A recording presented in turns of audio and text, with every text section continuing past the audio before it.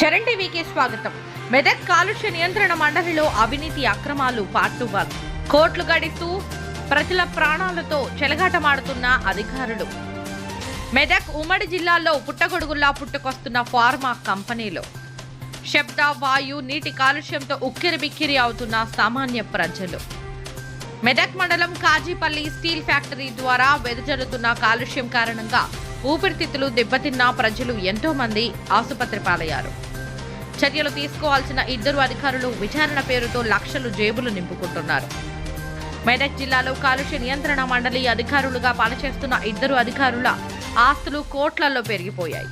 ఓ field officer ఇటీవల 2 విల్లాలు కొనుగోలు చేయడమే కాకుండా భూములను కొనుగోలు చేశారు. 2 అధికారుల అవినీతి అక్రమాలు త్వరలో.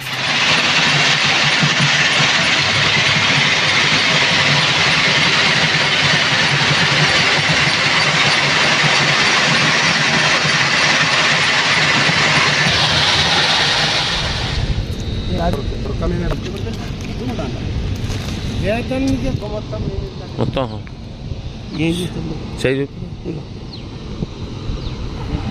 వాయు కాలుష్యం, నీటి కాలుష్యం, లేక 6 కుంటలు మొత్తం ఆపే చేసిండు.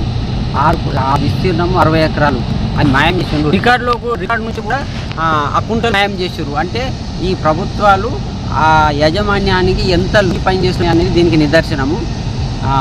లక్షలు కూడా చూసినాము.